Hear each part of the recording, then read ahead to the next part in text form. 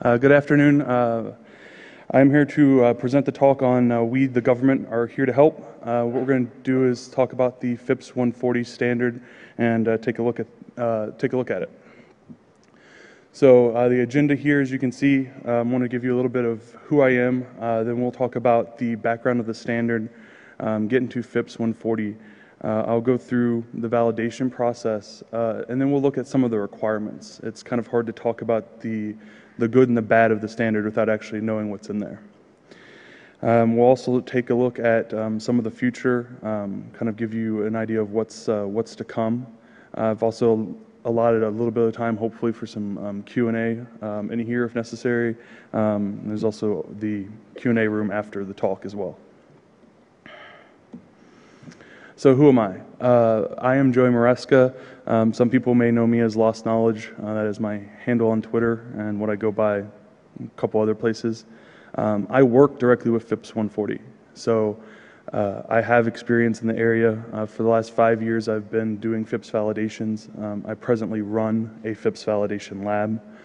And I have seen hundreds of validations in that time period. So I've seen a lot of different products and seen how a lot of different vendors implement the requirements.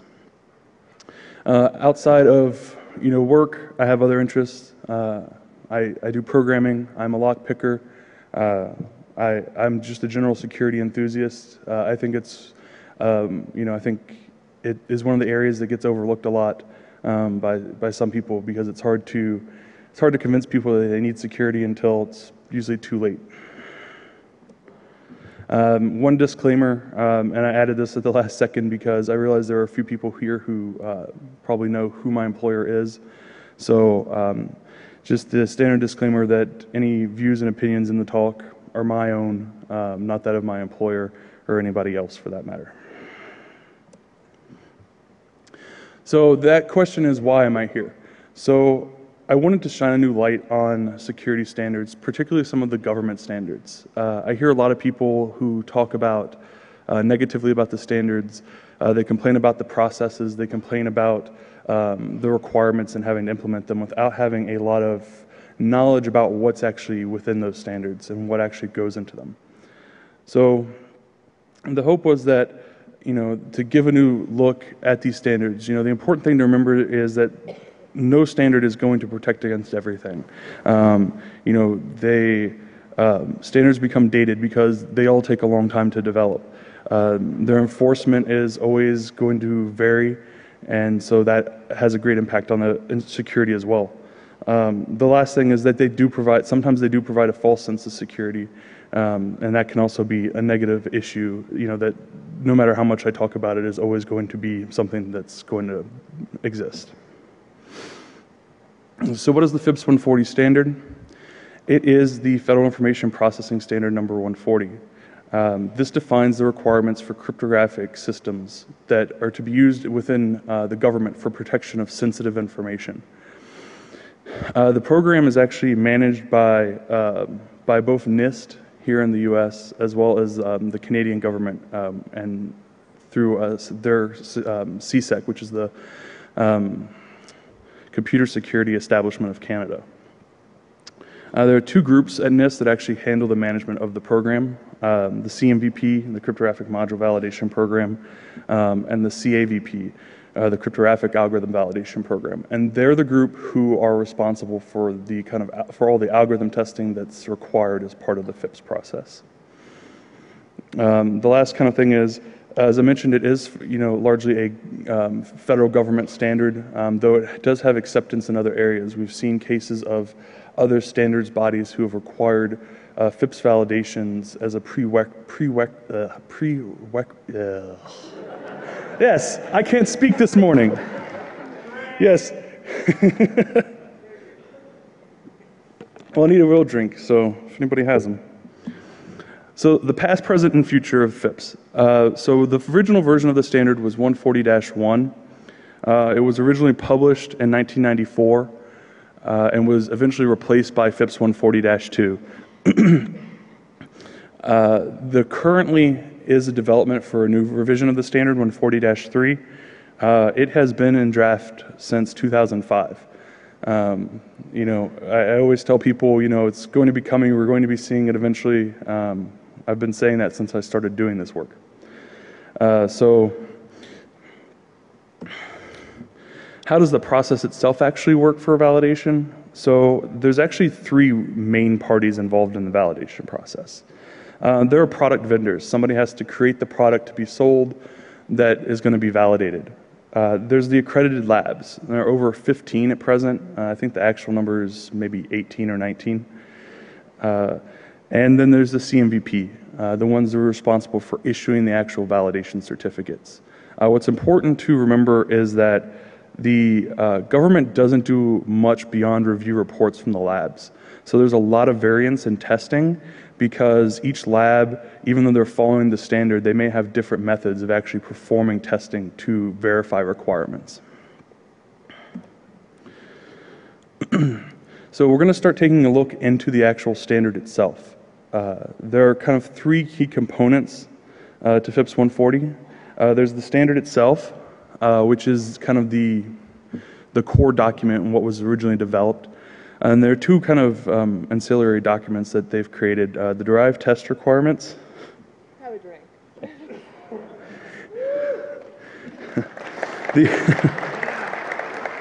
The derived test requirements and the implementation guidance. Do I even want to know what it is? Yeah. It's compliant. It's roofie. Yeah. Ooh.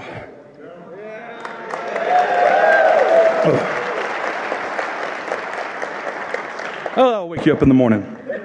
So the requirements are actually divided up into 11 sections. And we'll kind of go, I'll take a look at each of those a little bit later on.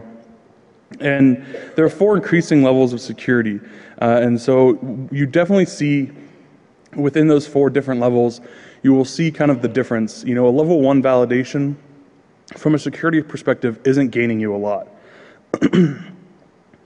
All the documents, all 3 of these documents are available on the CMVP webpage. I've included a link in the slides.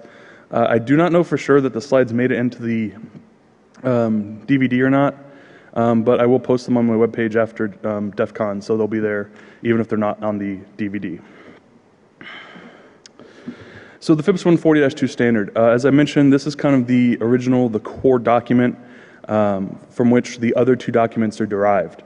This defines all the requirements, and it also defines all the terminology. One thing that you'll learn, not with just FIPS, but with most standards, is that they like to come up with their own words. And so it can be a little bit of a pain sometimes to correlate that terminology to the words that we all use, you know, normally. The document can be vague. This has been one of the issues, I think, with implementations, is that the standard will read one way, and then it's up to an individual to actually interpret that, you know, requirement. The derived test requirements is a much longer document, and actually the one that kind of breaks out what needs to be tested by both the labs as well as what needs to be provided by vendors. So it's organized kind of as I've shown here, using assertions, which are direct quotes out of the standard, and then underlying vendor evidence items, or what you'll hear me refer to as VEs, or tester evidence items that are referred to as TEs. And these 2 items are usually counterparts to each other. For a vendor evidence item, there's usually a matching tester evidence for that we have to perform to verify it. So the implementation guidance, this is the smallest of the documents, and it actually is intended to clarify the requirements in the other 2 documents. It's said that it's not supposed to introduce new requirements. However, that's not really always the case. And there are times where the implementation guidance can be said to extend or even introduce new requirements that aren't currently existing in the standard. But it does tie back into both the standard and the derived test requirements. So as you see on this slide here, I've tried to provide a mapping, and I hope it comes out pretty well. But as you can see in the top portion is taken from the standard. I've tried to underline the quote from the standard. And as you can see, that same quote appears in the assertion in the line below. And the middle picture is taken from the derived test requirements. On the bottom is an implementation guidance, and again you can see the relevant versioning and information that is provided to identify what assertions, what sections of the standard that these requirements apply to. So as I mentioned, there were 11 areas of security. They're all outlined here. And for those, I've actually kind of taken out the ones that are largely documentation. As you can see, there are 4 sections there that are mostly, for the most part, documentation. Most of the requirements simply boil down to verifying that something's being done properly. For the other sections, there are actual requirements that need to be tested and that aren't really covered anywhere else within the standard besides in those sections. So I'll just kind of briefly go through each of these, and there's some more detail on each of them as we go through, but the cryptographic module specification is actually the section that kind of defines what the product is, what's being tested. The cryptographic ports and interfaces is a very kind of black box look at a validation module. Role service and authentication is pretty straightforward. It's who can use the module, how do they authenticate, and what can they do. Physical security is just as it sounds. The operational environment is operating system requirements. Those are really only applicable when validating software. Cryptographic key management deals with key life cycles from the time they're generated till the time they're destroyed. And then the self-test section, which is probably one of these sections that is missing from most modules that haven't been FIPS validated because they're very FIPS-specific requirements for self-test implementations. So as I mentioned, the cryptographic module specification defines the validated module. The biggest weakness in this section is at lower levels where the configuration and use of the module in an approved manner is dependent on user configuration.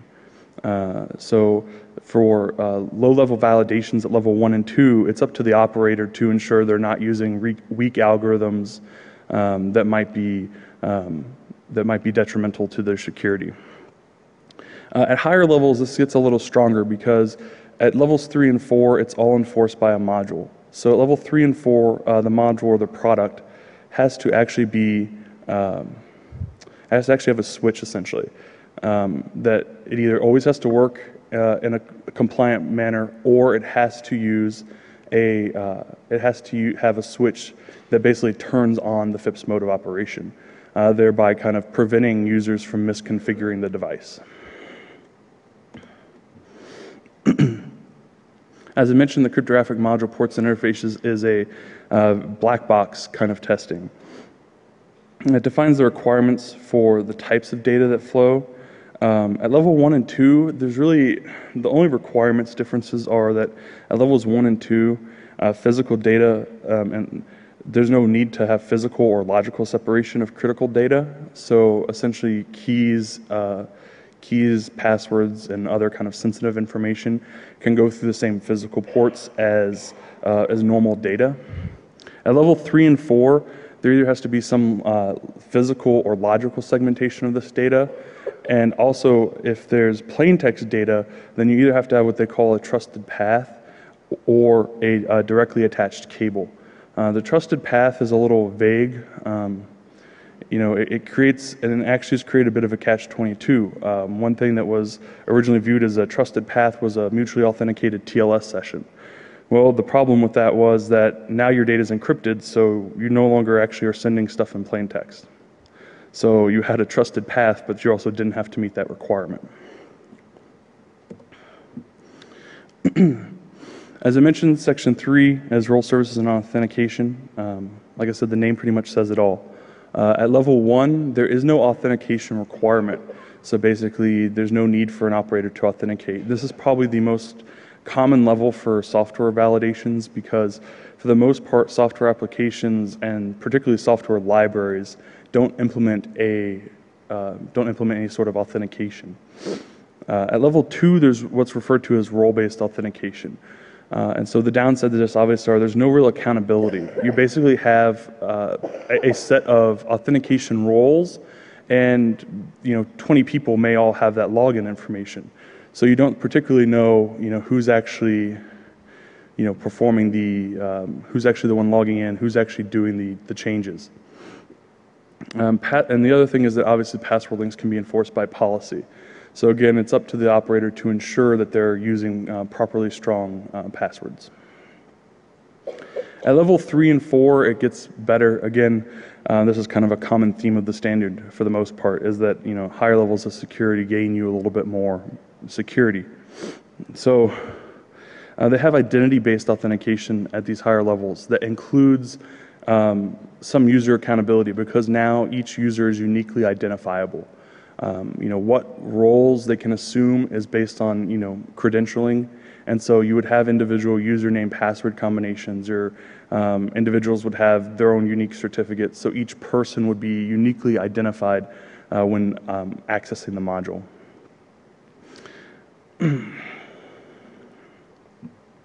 So the password requirements are probably are relatively weak, and I think this is actually a result of age more than anything else. As I mentioned, the standard is actually 10 years old now. So its strength requirements are that there's a 1 in a million chance of an attacker being able to brute force the authentication information. Well, a simple 4-character alphanumeric password is enough to meet this requirement. So obviously nobody's going to think a 4-character password is secure. I mean, even a six-digit PIN is enough to meet this requirement. So it's a very weak requirement in that sense. There are no restriction on the types of passwords. So again, dictionary words, you can name all your colorful 4-letter words that could technically be legitimate passwords to meet the 1 in a million chance. The 1 in 100,000 chance is based on multiple successes within a minute. So, in addition to being able to prevent a single brute force attack, you have to find a way to limit people from just pounding away until they can successfully get a password that matches. So this is normally enforced via lockouts. It's the most common method. This kind of ignores long-term attacks though. But again, I think one of the reasons that they've focused on a single minute is that the idea is that if, for a long-term attack, if somebody has your hardware or has that much access to your hardware, you're pretty much SOL anyway. The future might be a little better, and that all depends on what the final version of 140-3 looks like. And that's something that we can discuss. I don't know if we'll have time to get through it today, but if you have questions about that, we can look into that a little deeper. So as I mentioned, physical security, this is not really applicable to software modules, again, because they're all reliant on computers.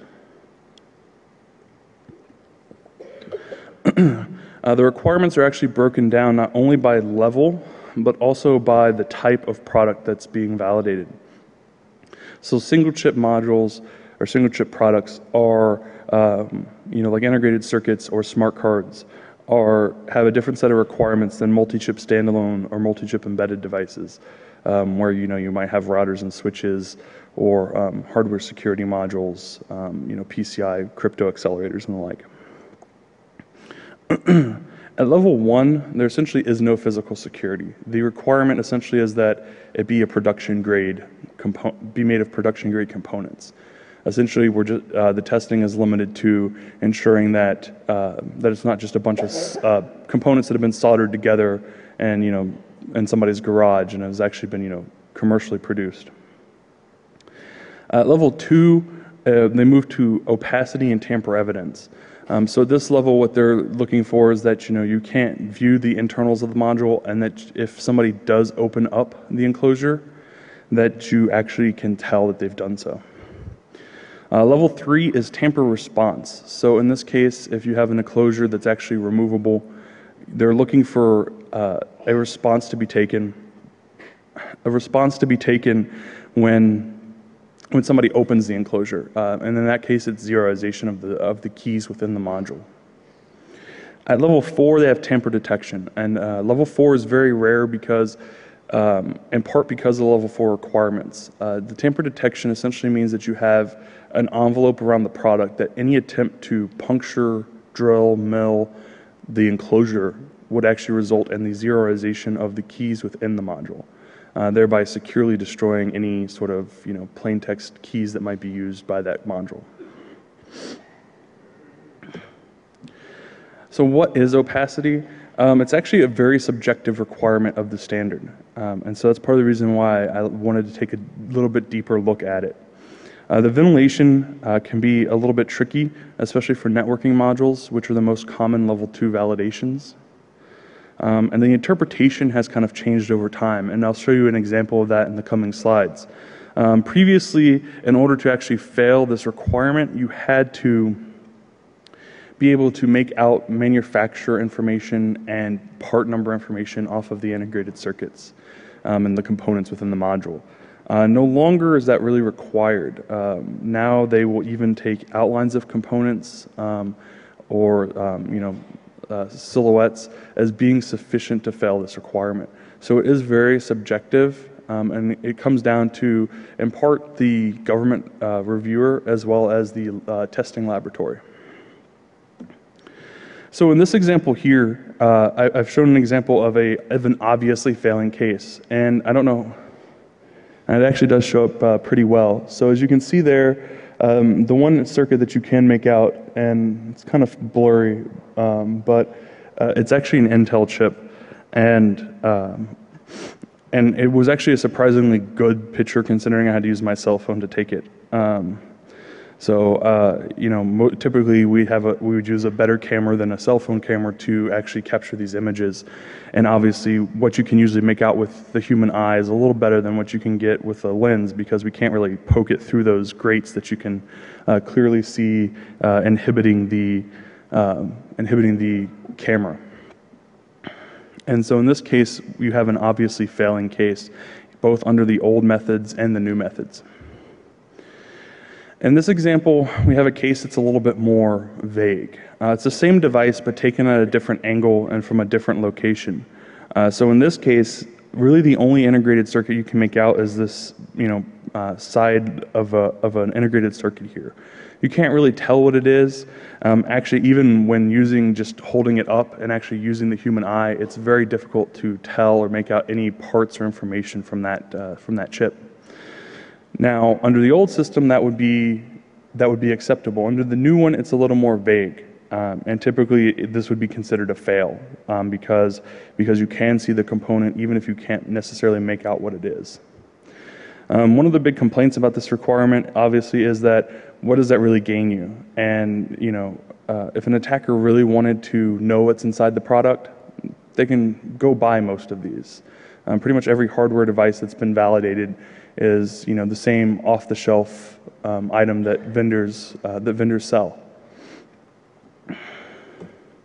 This last one that looks like a giant gray box is the top of the case. This is a pretty apparent pass. If you can see through that, then you have X-ray vision and superpowers are good for you. So obviously in this case there is no opacity concern.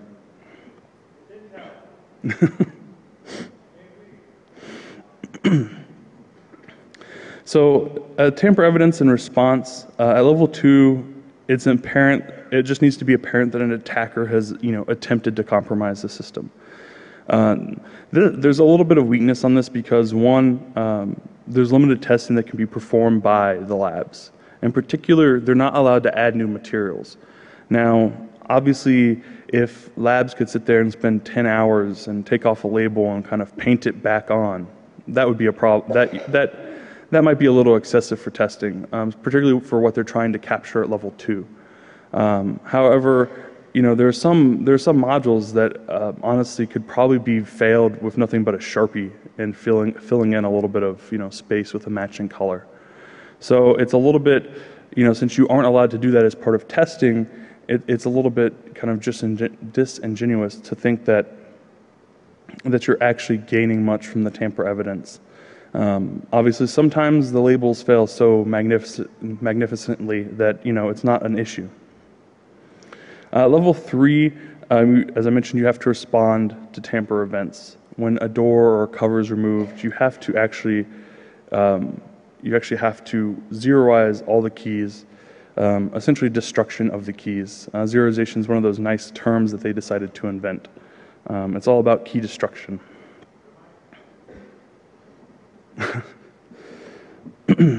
So for the operational environment, at level 1, a single user mode is defined, and this is actually a definition that's changed over time.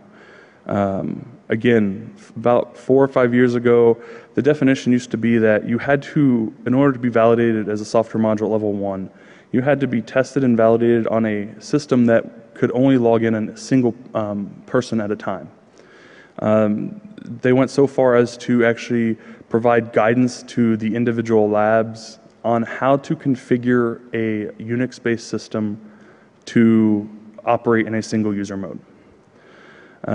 It's a little ridiculous because it ignores the entire, server client architecture and the fact that, most servers are going to have more than a single user at one time.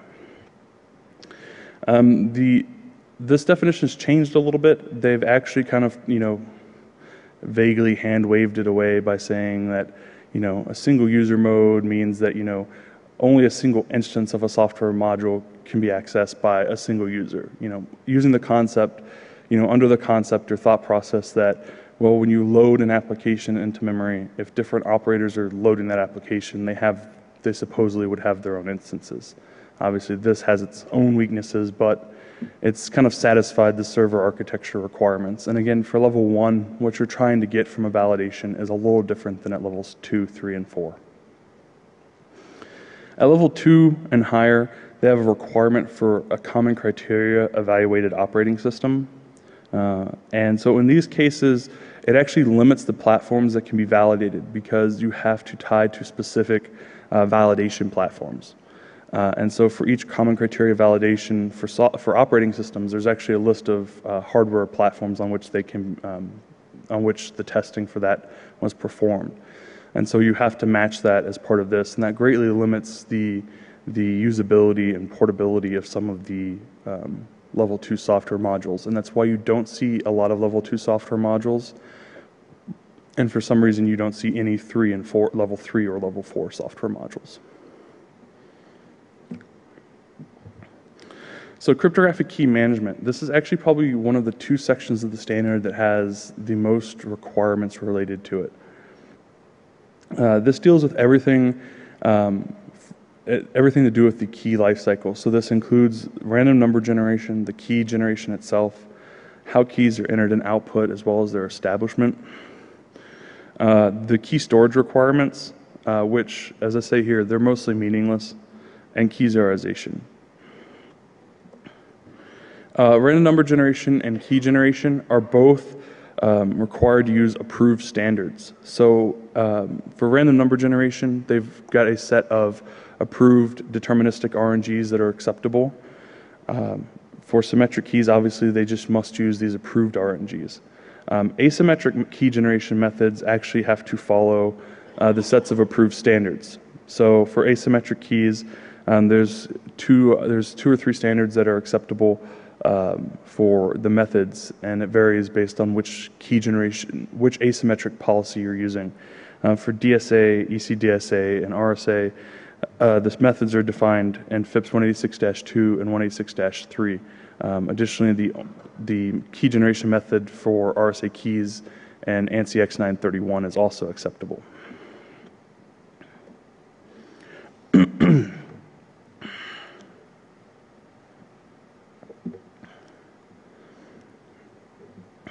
So key establishment and entry and output, these are really the only requirements that vary based on kind of behaviors that the products don't necessarily control.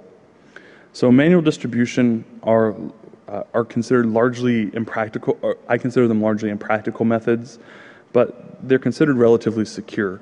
Essentially, if I wanted to assign the same key to a series of devices, I would walk around and punch in the same key that into each device, either using a keyloader, verbally telling it to somebody else, which, passing around hex characters is that way would be real fun, and or using tokens, which is probably the most practical method of the manual distribution methods. Electronic distribution are keys over what they call unsecured media.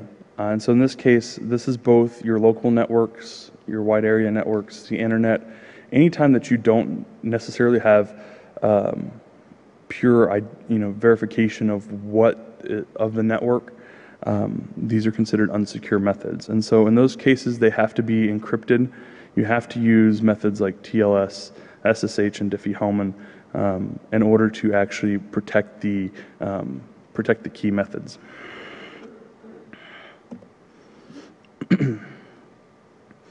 So for key storage and zeroization, as I mentioned, the key storage requirements are pretty weak. There's no real requirements for the form of stored keys, so it's not required that you encrypt keys, even at higher levels. The other requirements for storage are at best a little vague. They have what they call an association of a key and an entity. And so in this case, a lot of times it boils down to, well, the key's associated with the product that it's in, or maybe it's tied to a specific user. But there's no real requirement on how that key is stored. The zeroization, which boils down to just the destruction of keys, involves actually overwriting keys. And that's one thing that's important a lot of times for software validations, in particular, because most of the time they just do simple free operations, which may not necessarily be destroying the data. So they actually require that they be overwritten with zeros, ones, or random data. It needs to exist for all plaintext keys, but it can be done procedurally. So there's no requirement necessarily for when it's performed or how it's done. It doesn't need to be automatic for any reason at all, except for tamper response with physical modules at levels 3 and 4.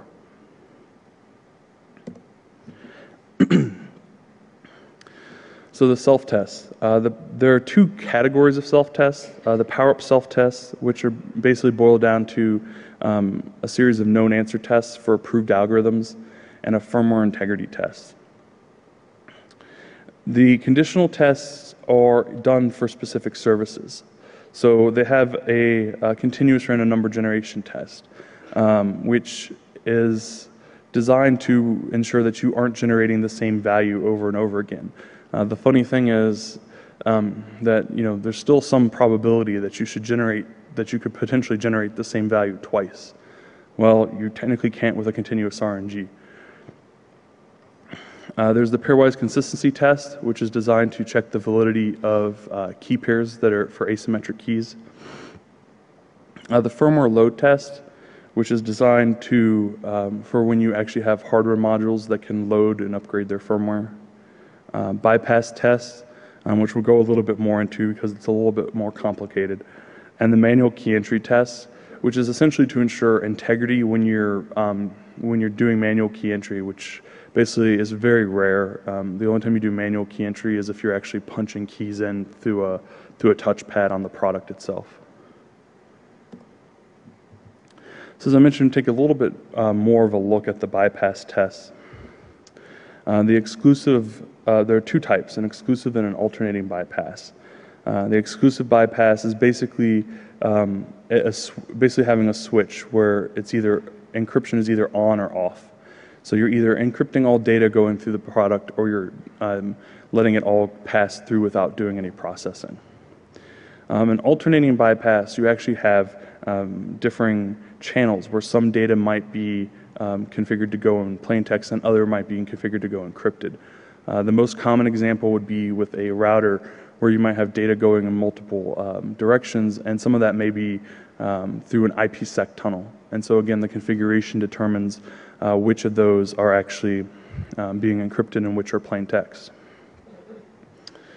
The bypass test has one common theme, and basically it's not to accidentally pass plain text data. There are a couple steps to this process. They have a couple of requirements related to it. However, it's most commonly accomplished using a test fire. essentially sending a data packet and ensuring that, or sending a test packet for network devices, usually through a loopback, and verifying that it's being encrypted, that you're not just spitting out plain text data when you should be encrypting it.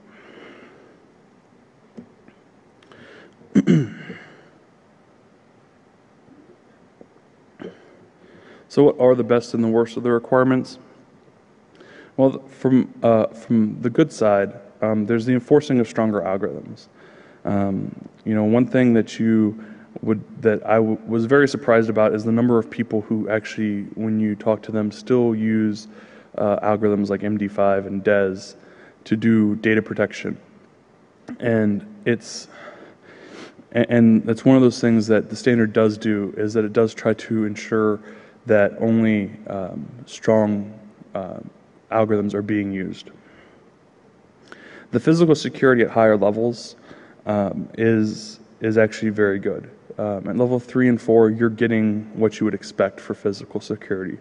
An operator at level 3 and 4, you're going to have a module that is going to be destructible. That's not going to retain information after it's been tampered with. The bypass test. While it can be a little cumbersome, I actually think it's a very good policy in and of itself, even without the standard.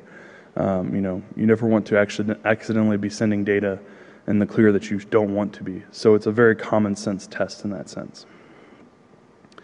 And then the encrypted electronic key entry.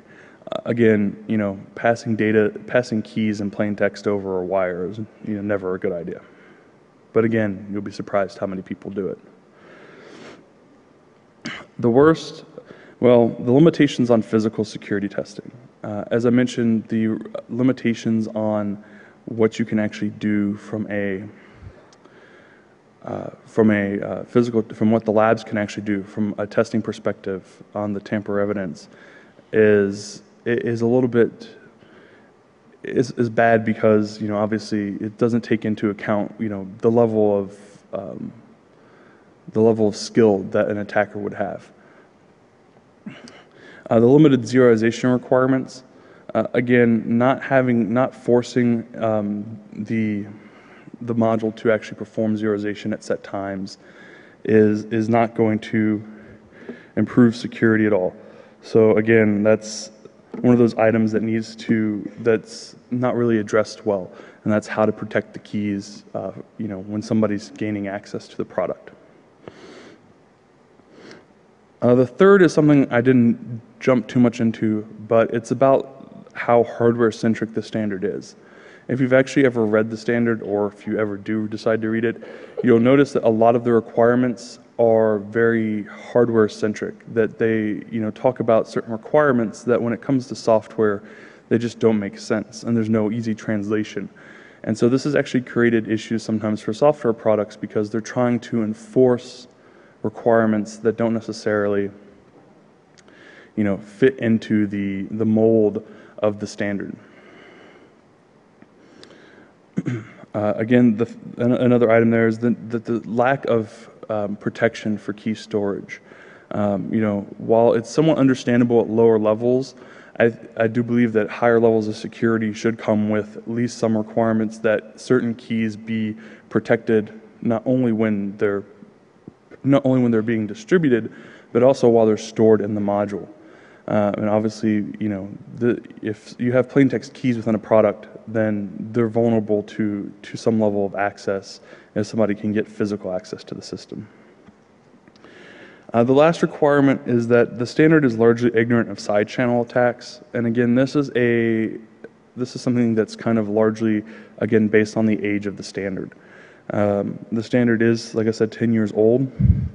And so when they developed the standard, they created a documentation-based section that was kind of an approach to look at the requirements, and to allow vendors to say, oh yeah, we protect against side channel, but not necessarily require any testing of that. That's something that they're going to potentially correct in 140-3, but to how many types of modules and to what products it will apply to is something that's still kind of up in the air.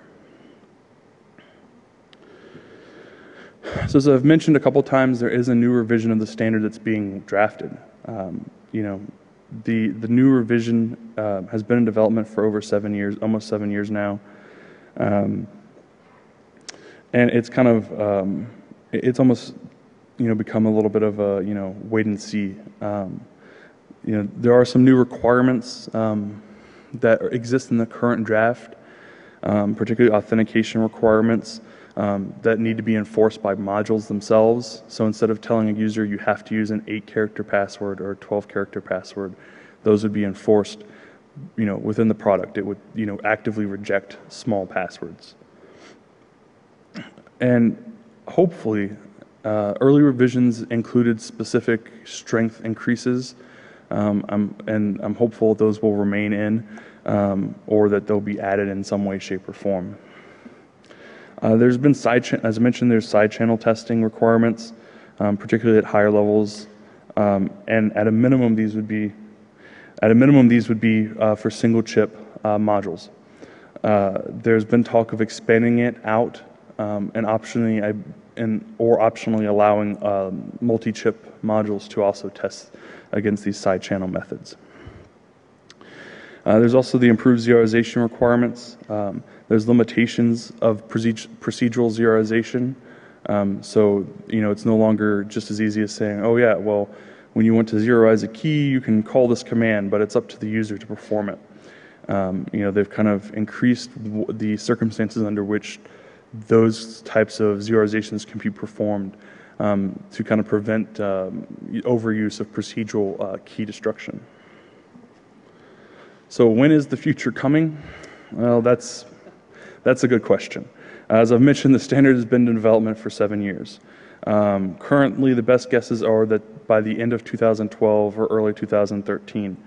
I've actually started taking a very, being the pessimist I am, very negative approach, which is that I'll believe it when I see it. What I'll say is that I think a large part of the reason for the time that it's taken to develop the standard is that they feel what they have is relatively good for what they're trying to do. So they've kind of taken their time in developing the new version. The current public draft is actually rather dated. It was released in December of 2009. It was actually a Christmas gift, a very bad Christmas gift nonetheless. But it was a that draft is a little dated from what I've had conversations with people at NIST. They have internal drafts that have made some changes and corrections based on public provided comments. But again, nobody knows for sure outside of NIST what's actually in that standard. It should be and will be an improvement over the FIPS 140-2 standard, but it's still by no means perfect. If somebody came out with a perfect standard for security, then I guess we'd all be out of jobs.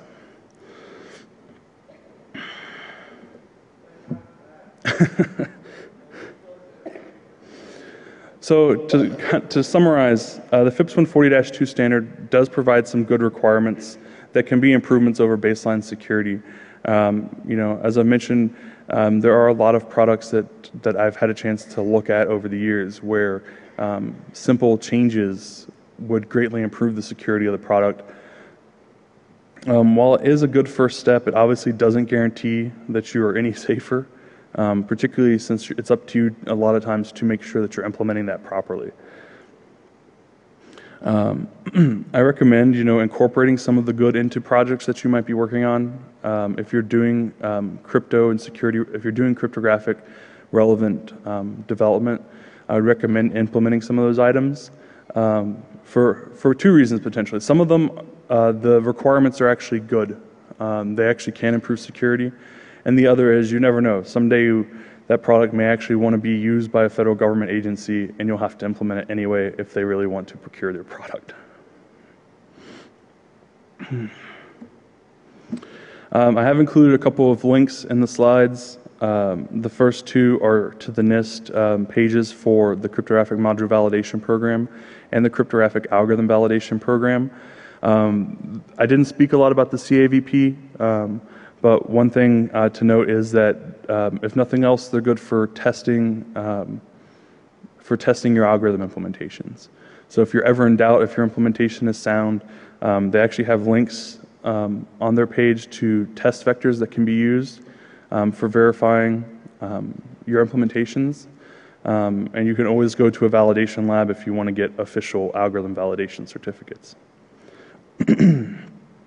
I included a link to the subpage on the CMVP's website that has the standards, the FIPS 140-2 standard as it's currently drafted and used, and a link to the NIST page for the development version of FIPS 140-3. As I mentioned, the public draft is a little dated, but it is the best that's available right now for public consumption. So I do have a little bit of time left over to answer any questions if you have any. And if there are any questions you have now, we can start going over those. If we run out of time, we can always move to the Q&A room. You can yell really loud. I'll repeat the question as long as I hear it. Okay, so OpenSSL provides an optional FIPS 140-2 crypto library. I don't think it gets updated as frequently as the main crypto library of OpenSSL. So my perception is that acquiring FIPS 140 will actually make you less important and you won't be able to capture all as good. Am I wrong? Right, so the question is about OpenSSL. They do have a validation about for what they call a FIPS object module. And as you mentioned, it's not updated as frequently as the main OpenSSL path. What they've actually done is what a lot of labs considered a software-based validation, which is kind of contrary to what in the past everyone had deemed acceptable. What they have done essentially is you can take the OpenSSL object module and build it and then compile it into a version of OpenSSL. And the FIPS object module, so long as it's built according to the directions in their security policy and compiled into a version of OpenSSL or into your own application, would be acceptable and would be FIPS compliant. And one of the key things to note, though, and something I will admit a little bit of ignorance on, is whether or not the object module will work under both the old 0.98 trains or if it'll work in the 1.0s.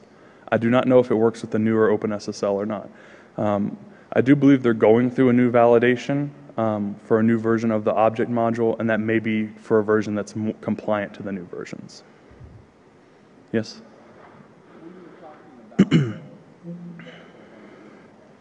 Mm-hmm. You talked about the authentication, you first heard of the module where I would actually control password complexity and reuse. In the industry, we tend to use that as policy predictor, so it really isn't a user at all, it's policy. And so is this just a difference in terminology, or is this going to be some sort of orthogonal view of policy-driven versus module-driven views? So the question was basically about the requirements in 140-3 and about the use of password enforcement within the module, and whether that's kind of a change from the industry standard of requiring those through policy or actually as part of the product. They actually are trying to push away from policy-driven items like that, in part because if you have policies where it's where it's enforced by a user. Where it's enforced by the user, that a lot of times those aren't being implemented or they're not creating strong enough passwords. So the thought process is being that if you had a network appliance with a administrator password, that the device itself would say, oh, when you set up your password, you only gave me a 6-character password, and reject it outright, instead of just kind of letting that go and actually putting it on the end users to implement that.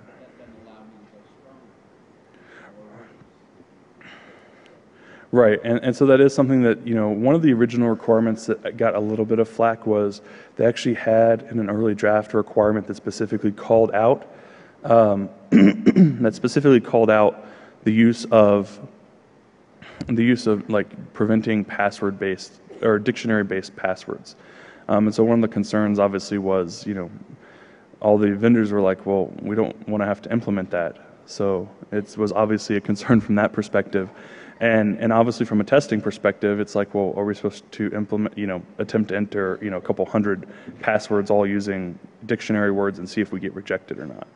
So there's definitely a scoping issue with testing on that. And it's one of those kind of ongoing issues with the validation process. That's it? Okay.